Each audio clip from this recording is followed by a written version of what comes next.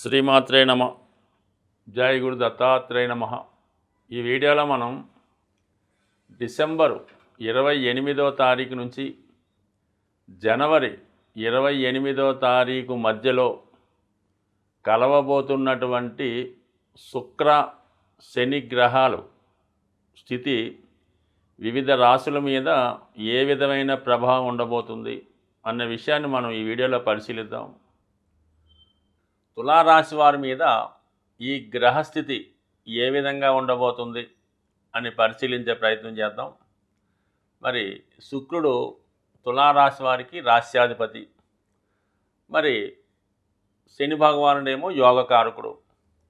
ఈ రెండు గ్రహాల యొక్క స్థితిని బట్టే ఈ తులారాశి వారి యొక్క భవిష్యత్తు, వారి యొక్క వివాహ జీవితం, ఉద్యోగం, టాలెంటు, ధన సంపాదన, రాజకీయ జీవితం, సినిమా జీవితం ఇవన్నీ ఆధారపడి ఉంటాయి. అంటే వాళ్ళు జన్మజాతకంలో ఈ రెండు గ్రహాలు ఎంత బలంగా ఉంటే జాతకుడు అంత గొప్ప పేరు సంపాదించుకుంటాడు, పబ్లిక్ పర్సనాలిటీ కలిగి ఉంటాడు, ఎక్కడికి వెళ్ళినా మంచి గుర్తింపు గౌరవం పొందుతూ ఉంటాడు.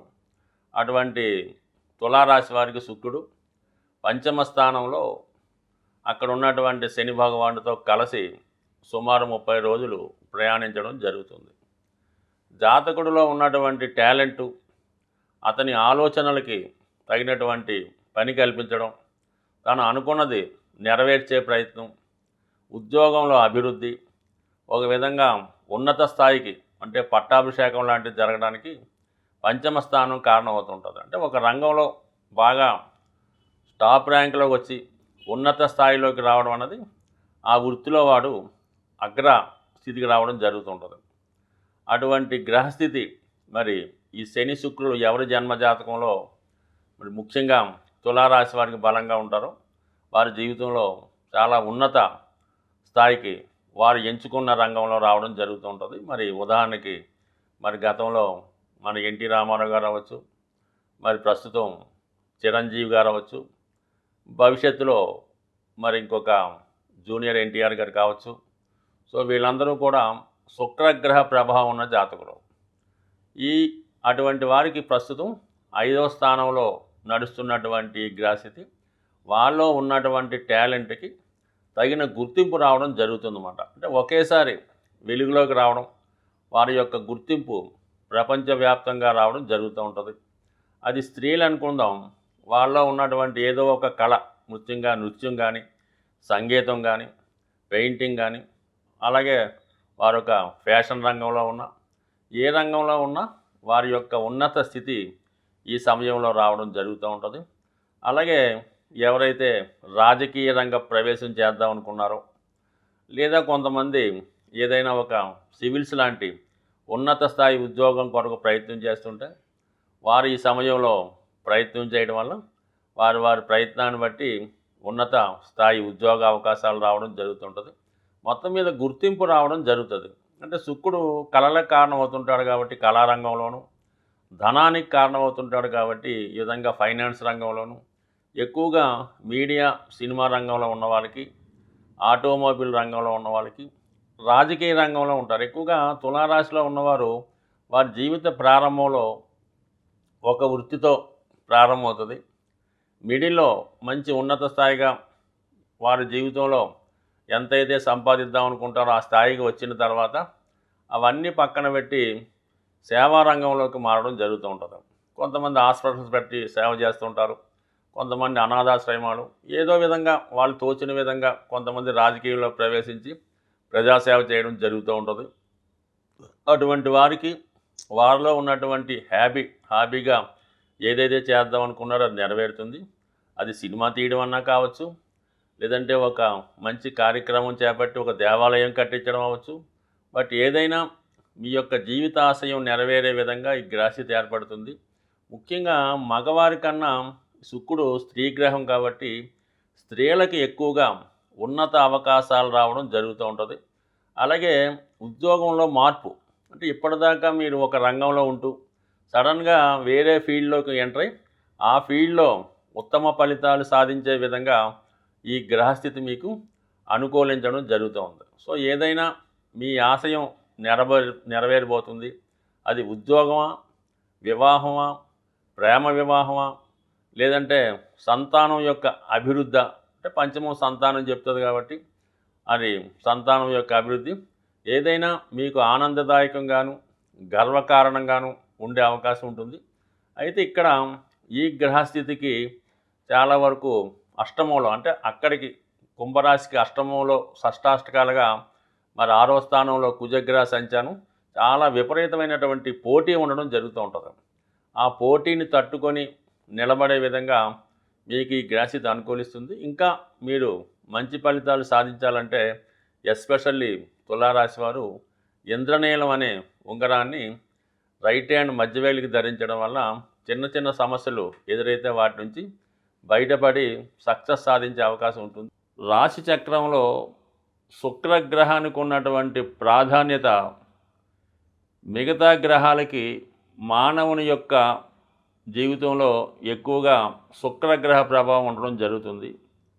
ఒక మానవుడు జీవితంలో ఆనందంగా ఉండాలన్నా, వివాహ సౌఖ్యం పొందాలన్నా, తన కోరికలు తీరాలన్నా, అసలు వివాహం తొందరగా జరగాలన్నా, అసలు వివాహం జరగకపోవడానికి కూడా శుక్రగ్రహమే కారణమవుతుంటాడు. కాబట్టి మరి ఈ శుక్రగ్రహ ప్రభావం వ్యక్తిగత జాతకాలపైన గోచారరీత్యా ఎక్కువగా ఉండడం జరుగుతూ ఉంటుంది.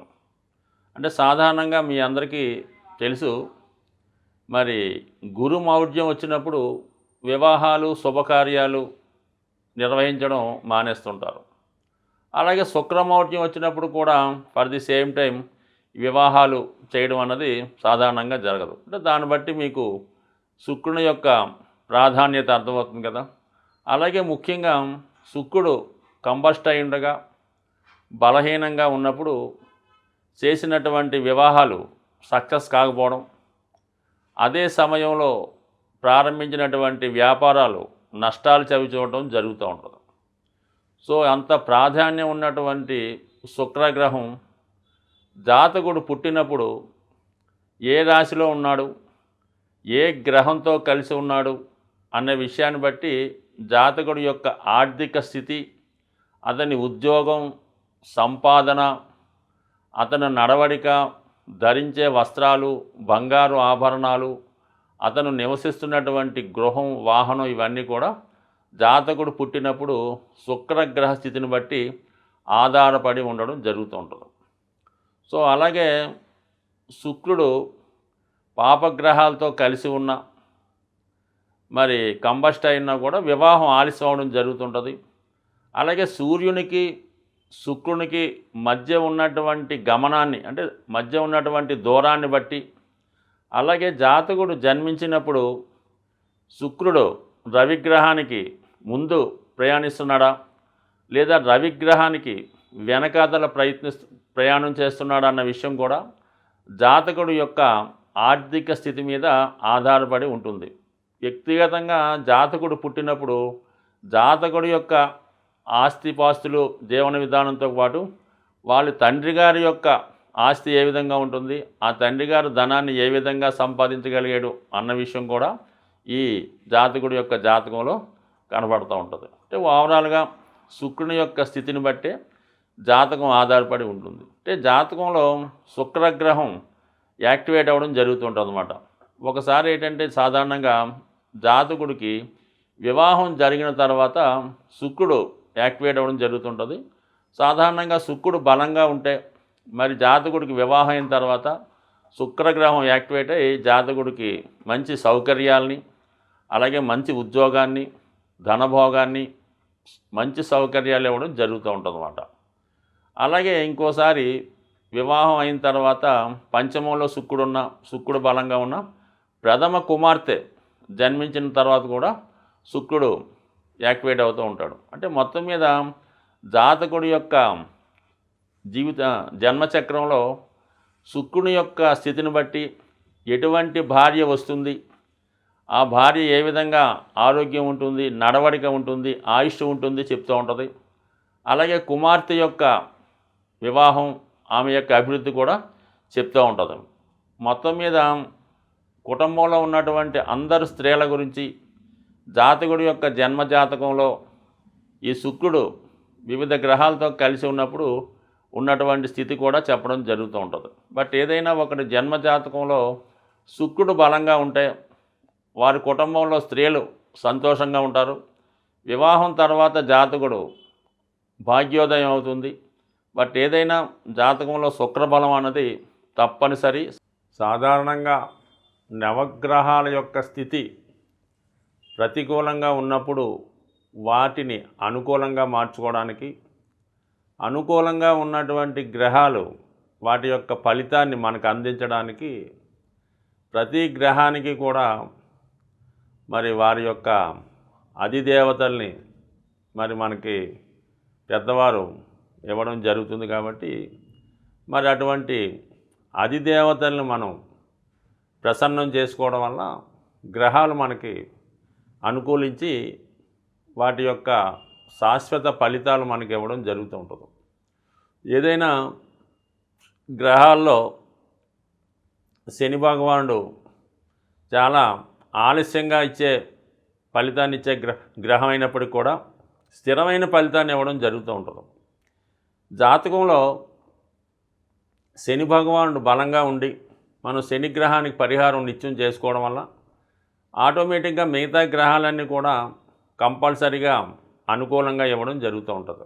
సో ఇది అలాగే శని చాలా బలహీనంగా పాపగ్రహస్థుడై ఉండగా మనకి మిగతా గ్రహాలు కూడా చెడ ఫలితాన్ని ఇవ్వడం జరుగుతూ ఉంటుంది, నెగిటివ్ ఫలితాలు ఇవ్వడం జరుగుతుంటుంది. మరి శుక్రుడు అతి తొందరగా ఫలితాన్ని ఇచ్చేస్తూ ఉంటాడు అన్నమాట. అంటే ఆ గ్రహాన్ని మనం ఆరాధించడం వల్ల ఇమీడియట్గా రోజుల్లోనే ఆ ఫలితం ఇవ్వడం జరుగుతూ ఉంటుంది. సో మరి శుక్రుడికి మనం కోరుకునే కోరికలు కూడా అలాగే ఉంటాయి, ఆ గ్రహం ఇచ్చే ఫలితాలు కూడా తొందరగానే ఉండడం జరుగుతుంటాయి. కాబట్టి మరి రెండు గ్రహాలు కలిసి సంచరిస్తున్నప్పుడు మరి మనం ఏ గ్రహాన్ని ఆరాధిస్తే తొందరగా ఫలితం వస్తుంది అంటే కామన్గా అందరికీ పంచాంగంలో ఉన్నటువంటి నవగ్రహ స్తోత్రాలు చాలా తొందరగా ఫలితాన్ని ఇస్తుంటాయి. కాబట్టి మామూలుగా ట్రెడిషనల్గా ఈ రెండు గ్రహాలు ఫలితం పొందాలంటే మనకి పంచాంగంలో ఉన్నటువంటి ఈ నవగ్రహ స్తోత్రాలు ఉంటాయి కదా, ఆదిత్యాయ సోమాచ అని అవి ముందు 9 శ్లోకాలు ఒకసారి చదివి దాని తర్వాత శనికి సంబంధించినటువంటి శ్లోకాన్ని 19 సార్లు, శుక్రుడికి సంబంధించినటువంటి శ్లోకాన్ని 20 సార్లు చదివి మళ్ళీ తిరిగి నవగ్రహ స్తోత్రాన్ని 9 సార్లు చదవడం వల్ల ఇది ఒక విధంగా చేసుకున్న వాళ్ళకి బాగుంటుంది. ముఖ్యంగా శివుడు అమ్మవారు కొలువై ఉన్నటువంటి క్షేత్రాన్ని దర్శించి, అంటే ఇంచుమించుగా ప్రతి క్షేత్రంలో శివుడు అమ్మవారు ఉంటారు. అయితే మనకి ఉభయ తెలుగు రాష్ట్రాల వాళ్ళకి అందుబాటులో ఉన్నటువంటిది శ్రీశైల పుణ్యక్షేత్రం. అటువంటి పుణ్యక్షేత్రంలో మరి మనకి మీరు ఈ రెండు గ్రహాలు కలిసి కుంభరాశిలో సంచరిస్తుండగా అంటే జనవరి 28 వరకు డిసెంబర్ 28 నుంచి మీరు వీలైతే మీకు ఇటువంటి శ్రీశైలాన్ని దర్శించుకొని అక్కడ ఏదో విధంగా ఒక రాత్రి బస చేయడం, వీలైతే చండీ హోమం, శివునికి అభిషేకం వారి స్థాయిని బట్టి చేసుకోవడం మంచిది. లేనివారు మీ యొక్క గ్రామంలోనో సమీపంలో ఉన్నటువంటి ఈ పంచారామాలు కానీ ఈ ఏదో ఒక శివక్షేత్రాన్ని దర్శించి విధి విధానంగా శివునికి అభిషేకం, అమ్మవారికి కుంకుమర్చన చేసుకోవడం వల్ల ఖచ్చితంగా అంటే శివుడు అనుగ్రహిస్తే ఏ గ్రహం అనుగ్రహించినట్టు ఫలితాన్ని ఇవ్వడం జరుగుతుంది. కేవలం ధనాన్ని ఇవ్వడంలో, ఆ ధనం అంటే ఐశ్వర్యాన్ని ఇవ్వడంలో శివుణ్ణి మించిన దైవం ఉండడు. కాబట్టి ఏదైనా నమ్మకంతో ఈ పరిహారం చేయండి. అలాగే మీరు ఏదో ఒక రుద్రాక్ష ఈ నెల రోజులు ధరించే ప్రయత్నం చేయండి.